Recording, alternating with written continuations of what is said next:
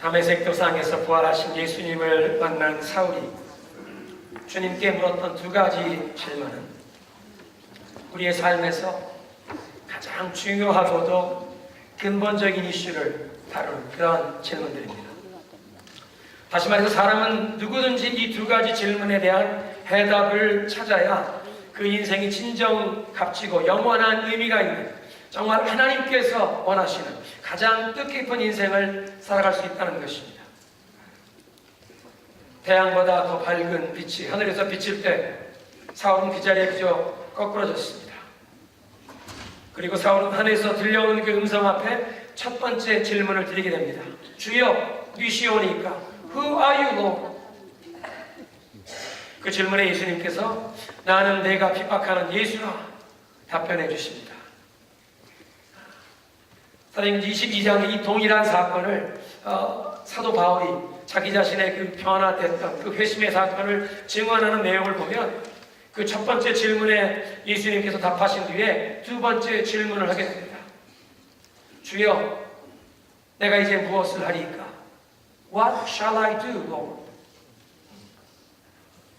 이 두 가지 질문이 건전한 신앙생활의 기초가 되는 것입니다.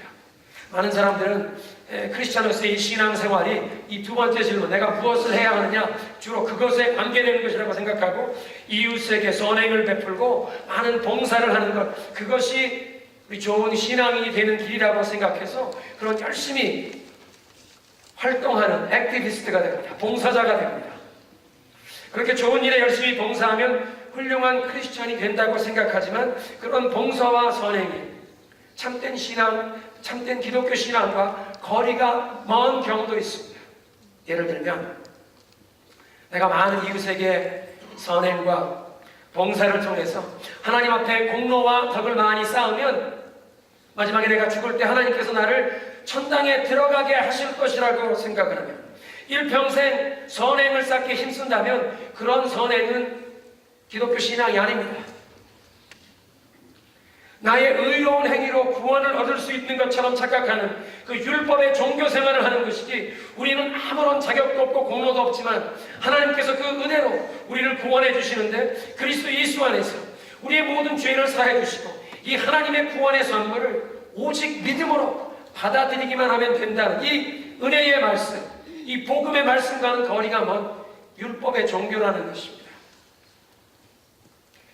그래서 올바른 기독교 신앙의 첫 번째 질문은 주여 니시오니까, 그것에서 시작되는 것입니다. 왜냐하면 예수님께서 하나님이라는 이 진리, 그러니까 예수님께서 천지 만물을 창조하실 뿐 아니라 온 우주 만물의 절대 주권자, 통치자, 그래서 그분이 역사를 주관하실 뿐 아니라 내 생명의 주인이 되신다는 것을 먼저 인정하는 그 절대적인 진리에서 우리의 인생과 신앙생활에 관한 그 외의 모든 다른 질문들을 풀어가기 시작해야 하는 것입니다. 이런 바른 신앙의 기초가 없으면 사람은 내 마음에 내키는 대로 선행과 봉사에 참여하게 됩니다. 내가 내 인생의 주인 노릇하며 내 마음에 와닿는, 내가 보기에 선하게 여겨지는 그런 봉사에 참여하지만 어쩌면 그 일이 하나님께서 우리의 삶을 통해 이루기 원하시는 일과 거리가 먼 일일 수 있습니다. 그래서 예수님을 만나기 전에 이 사울이라는 사람, 바리새인 랍비로 종교생활에 정말 열심히 참여하며 하나님께 충성 봉사한다고 생각했는데 나중에 예수님을 만나고 보니까 자기가 그동안 열심히 종교생활해왔던 그것이 도리어 하나님의 아들이신 예수님을 대적하고 핍박하는 엄청난 충격을 받지 않습니까? 그러니까 우리는 먼저 예수님을 진하게 만나고 주여 니시오니까, 그 첫 번째 질문에 대한 해답이 확실해진 뒤에, 그래서 예수님께서 나의 창조주가 되시고 나의 구원자가 되시고 나의 왕이시오, 내 인생의 주인, 나의 보스가 되신다는 그 진리를 먼저 확실하게 깨닫고 난 뒤에 그 다음에 두 번째 질문을 묻는 것입니다. 주님이 나의 주인이시고 나의 왕이시기에 주님, 이제 내가 무엇을 해야 할까요? 내 마음에 내키는 대로 하는 것이 아니라 주님이 내 인생의 주인이 되셔서 무엇을 해야 할지 가르쳐 주옵소서. 왜냐하면 에베소서 2장 10절에 의하면 모든 크리스천들을 위해서 하나님께서는 우리의 삶에 이루기 원하는 선한 일을 이미 예비하신 줄로 믿으시기 바랍니다. 우리 각 사람에게 맡겨주신 이 선한 임무, 사명이 있다는 것입니다. 한번 따라하겠습니다. 우리 모두는 사명이 있다. 옆에 계신 분이 그렇게 축복하겠습니다. 하나님, 당신께 맡긴 사명이 있습니다. 우리 모두에게 이런 사명이 있다는 것입니다. 오늘 성경 본문의 스토리는 다메섹 도상에서 예수님을 만난 사울이 완전히 새로운 사람으로 변화되어서 지금까지 자기가 핍박하며 대적하던 그 예수님의 복음을 이 다메섹에서 담대하게 증거하는 바로 그 상황에서 시작됩니다. 아나니아가 찾아와서 안수를 하며 그의 시력이 회복되었고 성령의 충만을 받게 되었습니다. 예수 그리스도의 이름으로 세례를 받게 되었습니다. 그리고 이제 성도들과 교제를 하게 되었습니다. 그 다메섹에서 이제 교인들과 함께 교제를 시작하면서 그는 예수를 믿게 되자마자 바로 전도를 시작합니다.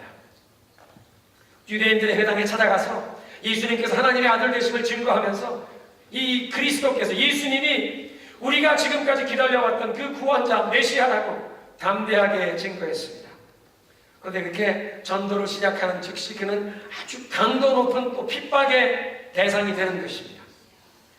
왕년의 박해자가 이제는 이 예수님을 증거하면서 도리어 그 핍박의 대상으로 변했다는 것입니다. 왕년이라 그래봤자 일주일 전까지만 해도 이 예수 믿는 사람들을 핍박하고 교회를 핍박하던 사람이 이제는 완전히 뒤바뀌어서 예수님을 증거하는데 핍박을 받으면서 예수님을 증거하는 사람이 되었습니다. 그래서 어떤 지성인들은 이렇게 완전히 뒤바뀌어버린 사울의 삶이야말로 예수님께서 정말 사망에서 부활하신 그 예수 그리스도의 부활이 역사적인 객관적인 사실이라는 것을 가장 뚜렷하게 증거하는 증거라고 얘기합니다.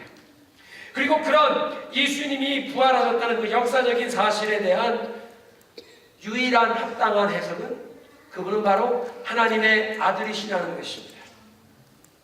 사랑하는 성도 여러분, 이 박해자가 완전히 뒤바뀌어서 자기가 핍박을 받으면서도 이 예수께서 살아계신 하나님의 아들이시라고 증거하는 그 사울의 모습뿐만이 아니라 저와 여러분의 삶의 모습이 예수님이 살아계시고 오늘도 우리의 기도에 응답하시며 우리와 동행하시는 하나님의 아들 되심을 증거하는 삶이 되어야 할 줄로 믿습니다. 이 성경에 기록된 사울의 변화된 삶만 아니라 엊그제까지만 해도 종교적인 열심으로 핍박하는 그 교회, 그 예수 그리스도의 복음을 자기가 전하면서 자기에게 죽음의 위협이 다가오는 그런 핍박 속에서도 이 예수님이 살아계신 하나님이라고 증거하는 그 모습만이 아니라 바로 저와 여러분의 삶의 모습이 예수님 살아계심을 증거해야 할 줄로 믿습니다. 한번 따라합니다. 나의 삶이 예수님 살아계심을 증거하게 하소서. 그렇게 소원하십니까? 나의 삶이 예수님 살아계심을 증거하게 하옵소서. 오늘 성경 본문에 보면 3번 유대인들이 사울을 죽이려는 모습을 언급하고 있습니다. 23절에 유대인들이 사울을 죽이기를 공모하니 24절에 그를 죽이려고 밤낮 성문을 지켰다는 것입니다. 29절에 그 사람들이 죽이려고 힘쓰거늘 예수님을 만나서 즉시 변화하여 그 다메섹 다마스커스에서 예수님을 전도하는 그를 죽이려고 했습니다. 간신히 피해서 예루살렘으로 돌아왔는데 예루살렘에서도 예수 그리스도를 증거한다고 그를 죽이려고 했다는 것입니다.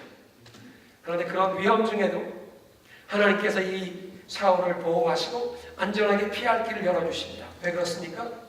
그에게 아직 하나님이 맡겨주신 사명을 감당해야 하기에 그 맡기신 사명을 감당할 수 있도록 그를 보호하시고 살려주시는 것입니다. 여러분, 사명이 남아있는 자는 죽지 않는 줄로 믿으시기 바랍니다.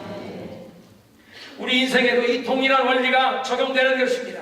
주님께서 우리에게 맡겨주신 사명, 우리가 아직도 감당해야 할, 충성스럽게 감당해야 할 사명이 남아있는 동안 하나님께서는 우리를 보호하시고 인도하실 줄로 믿으시기 바랍니다. 그래서 우리가 이 아침도 하나님이 우리를 불러가지 아니하시고 이곳에 나와 예배할 수 있도록 하신 모습을 보면 아직도 우리가 이 땅에서 감당해야 할 사명이 있는 것이요. 그렇다면 우리는 호흡이 있는 동안 하나님이 맡겨주신 그 사명에 충성하며 살아야 할 줄로 믿으시기 바랍니다. 그래서 아무리 어려운 상황을 만나도 아무리 절망스러운 상황을 만나도 우리 신앙인은 우리의 생사 문제는 절대적으로 주님의 손에 맡기는 것입니다. 우리의 살고 죽는 것은 오직 하나님 소관인 것입니다. 그래서 어떤 어려운 일을 만나도 하나님께서 우리를 데려가시지 않았다면 우리는 절망하지 않을 수 있습니다. 그 상황 가운데서 분명 하나님 우리를 지켜주시고 우리에게 맡겨주신 이 사명을 감당할 수 있도록 보호하시고 인도하시고 감당할 수 있는 힘과 능력과 소망을 주실 줄로 믿으시기 바랍니다. 사명이 남아있는 자는 죽지 않는다. 낙심할 필요가 없다는 것입니다. 그래서 어떤 상황 중에도 절망하지 않고 내게 맡겨주신 그 사명을 감당하기 위해 나에게 주신 이 하루하루를 소중하게 사명에 충성하신 여러분 되시기를 주님의 이름으로 축원합니다. 다메섹 도상에서 부활하신 예수님 만나 변화된 사울, 그 사울이 예루살렘으로 돌아온 것은 최소한 3년의 기간이 흐른 뒤였습니다. 오늘 성경 본문 23절에 여러 날이 지남에 그런 말씀으로 시작되는데요. 이 헬라어 본문으로는 이게 상당한 기간이 충분히 지난 뒤에 그런 뜻입니다. 얼마의 기간이 상당한 기간입니까? 갈라디아서 1장 17절 이하를 읽어보면 바울이 예수님을 만난 뒤에 아라비아로 갔다가 돌아온 이 3년의 기간이 있다고 얘기를 합니다. 그러니까 이 상당한 기간이 지났다는 것이 3년의 기간이 지났다는 것입니다. 다메섹 도상에서 예수를 만났습니다. 그래서 다메섹에 들어가서 3일을 금식하며 기도하고 아나니아가 찾아와서 기도해주면서 이 시력이 회복되고 하나님이 자기에게 주신 이 사명이 확인되었고 유대인 회당에서 복음을 전하다가 아라비아로 갔습니다. 아라비아 가서 얼마의 기간을 지나다가 다시 다메섹으로 돌아왔는데 오늘 우리가 읽은 성경 보면 이 다메섹에서 복음을 전하고 예수 그리스도를 증거하니까 이 유대인들이 죽이려고 해서 성문을 지키기 때문에 형제들이 그를 피신시켰습니다. 예루살렘으로 돌아왔습니다. 그러니까 이 3년이라는 기간이 그 아라비아의 광야에 가서 이를테면 이 기도원 같은 곳에 가서 혼자 자기가 정말 깊이 하나님 말씀 배우며 3년을 보냈다는 것인지 아니면 이 다메섹에서 복음을 전하다가 아라비아 얼마에 갔다 와서 다시 이 다메섹에 돌아와 성도들과 함께 복음을 전한 이 일을 감당하는 그 기간이 3년인지 정확하게 구분되지는 않지만 분명한 것은 약 3년 전에 예루살렘에서 대제사장에 가서 공문을 받았습니다. 내가 다메섹에 가서 모든 이 예수쟁이들을 다 찾아서 체포해서 데리고 오겠습니다. 공문을 받아서 떠났던 사람이 3년의 기간이 지난 뒤에 돌아왔습니다. 변화되었습니다. 더 이상 교회를 핍박하는 사람이 아니라 이제는 예수 그리스도를 증거하는 전도자로 변화가 되어 돌아왔다는 것입니다. 그런데 그렇게 예루살렘에 돌아온 사울은 자기가 과거에 몸담고 있던 그 바리새인들의 무리 중에 가담할 수가 없었습니다. 대제사장이나 이 사내들의 공회원들을 찾아갈 수가 없었습니다. 예수 믿는 사람들과 이제 함께 교제하기를 원했던 것입니다. 사도행전 23장에 보면요, 사도 바울이 예루살렘에서 체포를 당합니다. 그리고 이 로마 군대, 특별히 천부장의 보호하에 있는데 유대인들이 이 바울, 복음을 아주 능력 있게 전하는 이 바울을 죽여버리려고 몇 사람들이 맹세를 합니다. 그 사람을 죽이기까지 먹지 않겠다. 이런 계획이 있는 것을 바울의 생질, 조카가 알게 됩니다. 그래서 바울에게 찾아와서 이걸 보고하고 바울이 야, 너희 장군에게 보고해라. 그래서 로마 장군이 그 얘기를 듣고는 사도 바울 밤에 몰래 이 군인들을 호송시켜서 피신시키는 그런 사건이 나옵니다. 그 사건에 보면 바울의 생질, 누이의 아들이 등장합니다. 그래서 대부분의 성경학자는 생각하기를 다메섹에 가다가 예수를 만나서 3년 뒤에 예루살렘으로 돌아온 바울이 자기 옛날 친구들과 어울릴 수 없어서 누이의 집에 가서 은신하면서 이제 기독교인들을 만나기 위해서 접촉을 시작하는 것입니다. 그런데 예루살렘의 교인들이 3년 전까지 그 악명 높은 교회를 박해하던 그 사람을 누구도 만나주려고 하지 않습니다. 충분히 이해가 되는 조심스러운 반응입니다. 왜냐하면 그 스데반의 순교 이후에 예루살렘에 있는 교회에 얼마나 박해가 심하게 일어났는지 12사도 외에는 모든 사람들이 다 유다와 사마리아 각 지방으로 흩어졌다는 얘기를 우리가 듣지 않았습니까? 그리고 그때 예루살렘에서 기독교인들을 막 가가호고 찾아다니면서 감옥으로 끌어가던 아주 그 박해의 주동자가 누구였습니까? 바로 이 다소 사람 사울이라는 인물이었습니다. 그런데 그로부터 약 3년의 시간이 지난 뒤에 사울이라는 인물이 다시 예루살렘에 나타났는데 교회 성도들에게 퍼지는 소문은 이 사람이 이제 예수 믿는 사람이 되었다고 예루살렘 교회에 이 성도들과 교제하길 원한다는 소문이 들리는 것입니다. 그런데 그 누구도, 그 어떤 교인도 이 사울이라는 사람을 선뜻 만나려고 하지 않습니다. 26절에 보니까요, 그 당시 예루살렘 교회 교인들이 사울을 두려워하면서 그가 제자가 되었다는 말을 믿지 아니하더라. 그 악독한 박해자가 이제는 자기가 기독교인이 되었다고 위장을 하고 우리 교인들을 만나서 우리들의 모든 소재를 다 파악한다면 이 성전 군병들을 데리고 와서 우리를 다 잡아다가 또 핍박하려 하는 거다. 이 위장술이다. 속이려고 하는 것이다. 성도들이 이렇게 얘기하며 이 박해자였던 사울을 만나주려고 하지 않는 것입니다. 그때 바나바라는 인물이 등장합니다. 우리 이 바나바를 사도행전 4장에서 처음 만났던 사람입니다. 그 사람의 본래 이름은 요셉이었습니다. 구브로, 키프로스의 그 성 출신인데 그 당시 예루살렘 교회에 성령의 놀라운 역사가 나타나고 수많은 사람들이 교회에 찾아오기 시작하고 이 교회에서 그리스도의 사랑으로 이 가난한 사람들을 돌보고 교회 안에 있는 사람뿐 아니라 교회 주변에 있는 이 많은 과부들을 섬기고 돌보는 일 가운데 많은 성도들이 자기의 전 재산을 다 교회에 헌금하는 일이 있었습니다. 그런데 이 구브로 사람 요셉도 자기 고향에 땅이 있는데 그 밭을 팔아서 그 전 재산을 교회에 바쳐 이 가난한 사람들을 돕는 구제 사업에 쓸 수 있도록 교회에 헌금했던 사람입니다. 뿐만 아니라 이 요셉이라는 사람이 얼마나 그 삶이 아름다웠는지 이 성도들을 만나기만 하면 이 사람 만나는 사람 위로하고 격려해주는 그런 아름다운 삶의 간증이 있었습니다. 얼마나 이렇게 위로와 격려를 잘했는지 사도들이 그에게 별명을 비춰줍니다. 너는 격려의 아들이다. 위로의 아들이다. 그래서 그 이름이 바나바가 되었습니다. 누가가 4장에 그렇게 기록합니다. 사도들이 그를 바나바라고 불렀으니 그 뜻은 격려의 아들, 위로의 아들이라.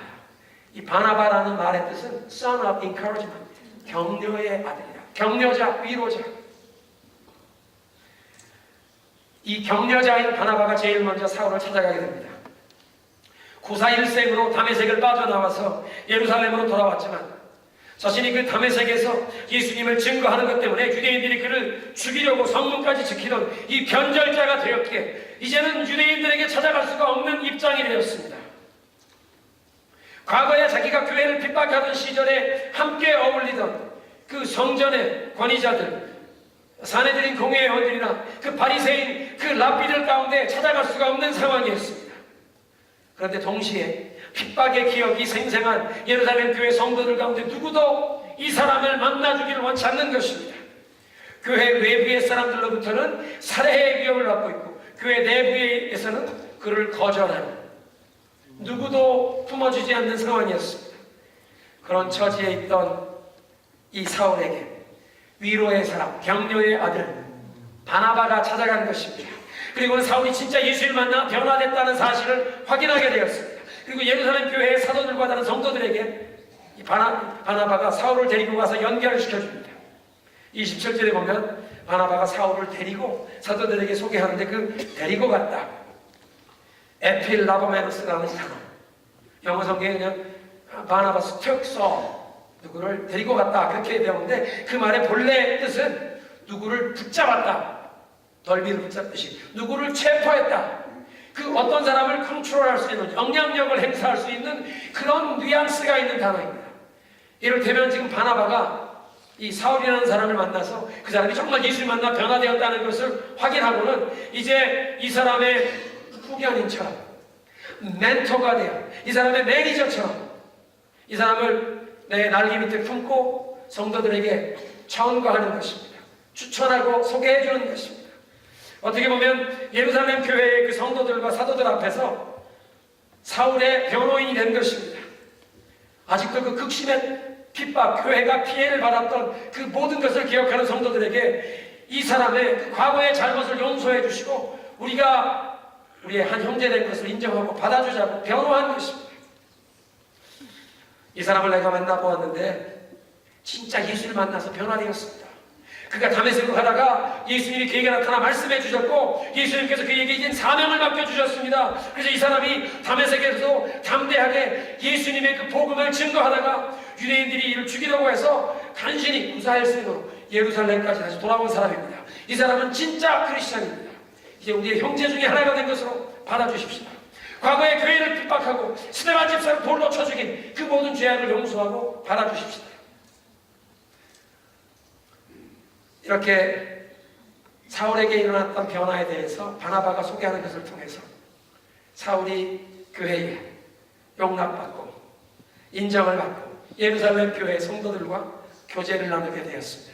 나중에 11장을 보면요, 바나바가 안디옥 지역에 서로 교회가 개척이 되어 막 부흥이 되는데 예루살렘 교회가 바나바를 파송합니다. 바나바가 가서 보니까 수많은 성도들이, 새로운 교인들이 교회에 들어오는데 이 사람들 하나님 말씀으로 가르치고 양육해야 하는데 목회자가 없습니다. 자기 혼자 이 일을 감당할 수가 없어서 수년 전에 예루살렘에서 자기가 찾아가 만났던 그 사울, 그리고 예루살렘에서 복음을 전하다가 유대인들이 또 죽이려고 해서 이 성도들이 그를 가이사랴로 데리고 가서 배에 태워 고향인 다소로 보냈던 그 유대교 랍비였던 그 바울을 찾아갑니다. 다소까지 찾아가서 그 사울을 찾아 자기와 함께 오라고 안디옥으로 데리고 와서 안디옥 교회의 그 성도들을 말씀으로 가르치는 그 목회사역에 자기의 동역자로 세워주게 됩니다.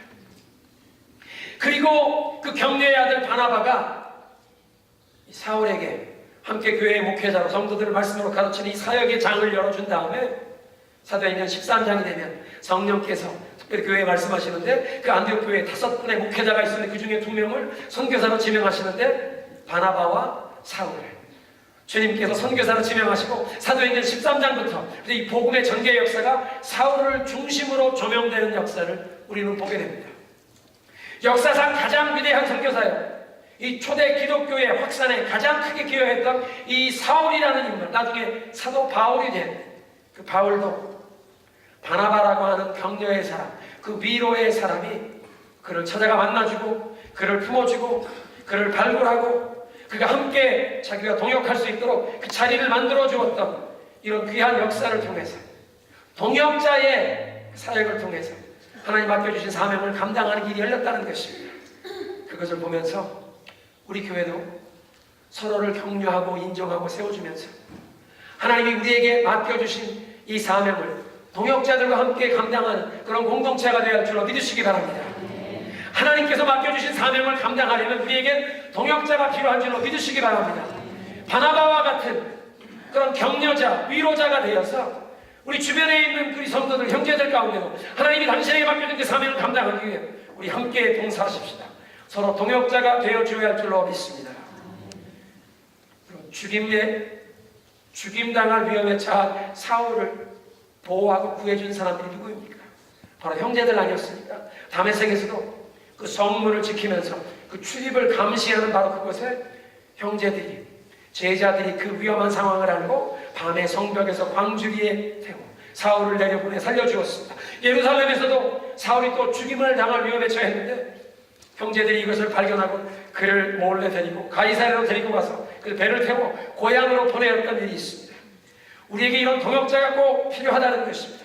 하나님께서 주신 그 은사와 재능과 우리에게 맡기신 그 사명을 감당하기 위해 우리에게 동역자가 필요하고 또 우리는 형제들에게 함께 봉사하자고 격려하면서 우리 곁에서 함께 봉사할 수 있는 그런 자리를 마련해주는 바나바와 같은 격려자가 많이 일어나시길 주님의 이름으로 축원합니다. 마지막으로 오늘 성경 본문 이 31절에 보니까 유대와 갈릴리와 사마리아에 흩어진 교회가 평안하여 든든히 서갔다 이렇게 말씀하십니다. 성도들이 핍박 때문에 여러 지역에 흩어졌는데 유대와 갈릴리와 사마리아에 흩어져 있는 교회지만 교회들이라고 표현하지 않고 한 교회, 단수형으로 The Church in Judea, Galilee and Samaria, 갈릴리와 유대와 사마리아 이 모든 지역에 흩어진 모든 교회가 그리스도 안에서 한 교회라고 표현하십니다. 무슨 얘기냐면 어떤 곳에 흩어져 있을지라도 예수 그리스도 안에서 교회는 하나라는 것을 이 누가는 강조하고 있는 것입니다. 교회를 박해하던 이 주동자 사울이 변화를 받으면서 이제 교회는 어느 정도 평안을 누리게 됩니다. 어느 기간 동안 평안을 누리게 되는데 그렇게 평안을 누리며 교회가 든든히 세워져 가면서 이제 수적인 성장을 하게 되는, 부흥을 하게 되는 그 요인 2가지를 오늘 묘사하십니다. 교회가 견고해지며 성장을 경험하는 부흥의 2가지 원인, 주를 경외함과 성령의 위로로 진행하여 수가 더욱 많아지니라. 주를 경외함과 성령의 위로하십니다. 사랑하는 성도 여러분, 먼저는 성도들의 삶 가운데 하나님을 경외함 가운데 그들의 삶의 이 경건한 삶의 모습, 정말 하나님의 시선을 항상 의식하며 사는 그 고람대오의 그 삶의 모습 때문에 복음을 전할 문이 열린 줄로 믿으시기 바랍니다. 주위에 있는 수많은 사람들의 마음이 이 복음을 향하여 열리게 된 것입니다. 그리고 그렇게 복음을 향하여 열리게 된 가운데 예수 그리스도의 사랑을 전하고 복음을 전할 때 성령의 위로하심, 이 위로한다는 말, 격려한다는 말로도 통할 수 있는 encouraged by the Holy Spirit, 성령께서 이 복음의 증거에 힘을 실어주신 것입니다. 복음을 전하는 성도들이나 이 메시지를 듣는 자들이나 성령이 그 가운데 역사하셔서 예수 그리스도를 믿고 의지하는 놀라운 변화의 역사가 일어났다는 것입니다. 만민에게 복음을 전파하는 것이 저희 교회 우리의 표어입니다. 우리의 삶 가운데서도 이런 교회의 부흥의 이 두 가지 요소가 나타나기를 소원하는 것입니다. 하나님, 우리에게도 주를 경외함과 이 성령의 위로하심, 성령의 격려하심이 나타나게 하여 주옵소서. 우리의 모든 삶이 정말 하나님을 경외하는 그 삶 가운데 우리의 그 거룩한 삶의 모습, 아름다운 삶의 모습이 주변에 있는 많은 사람들의 마음의 문을 열게 하시고 성령의 위로하심, 성령의 격려하심을 통하여 수많은 영혼들이 예수 그리스도 앞에 돌아오는 이 복음의 역사를 우리 가운데도 나타내 주시옵소서. 오늘 메시지를 정리하겠습니다. 우리는 먼저 주님께 물어야 합니다. 주여 어디시오니까? 그리고 주님께서 우리 인생의 주인이시오 왕이 되심을 고백하며 주님, 그러면 이제 제가 무엇을 해야겠습니까? 하나님이 우리에게 맡겨주시는 사명을 발견해야 할 줄로 믿습니다. 그 사명에 충성하는 인생이 되어야 할 줄로 믿습니다. 교회를 핍박하는 사울이 변화받고 이제 그 사명을 감당할 때 죽음의 위협이 다가오지만 하나님이 그를 살려주시는 모습을 보면서 하나님이 맡겨주신 그 사명을 감당하는 인생, 사명을 마치기까지 하나님이 보호하시고 인도하실 줄로 믿습니다. 저와 여러분도 이 사명을 감당하라고 주님께서 보호하시고 인도하실 줄로 믿으시기 바랍니다. 뿐만 아니라 이 위로의 사람, 격려의 사람 바나바처럼 우리도 하나님 맡겨주신 사명 감당하기 위해 동역자를 세워주는 이런 교회가 되어야 할 줄로 믿습니다. 그렇게 주님께 나아갈 때 주님을 경외함과 성령의 위로하심과 우리의 삶을 통해서도 주님 살아계신 것을 증거하며 불신 영혼이 주 앞에 돌아오는 놀라운 부흥의 역사를 소원하면서 우리의 이 마음의 소원을 찬양으로 주님께 올려드리겠습니다. 내 마음에 주를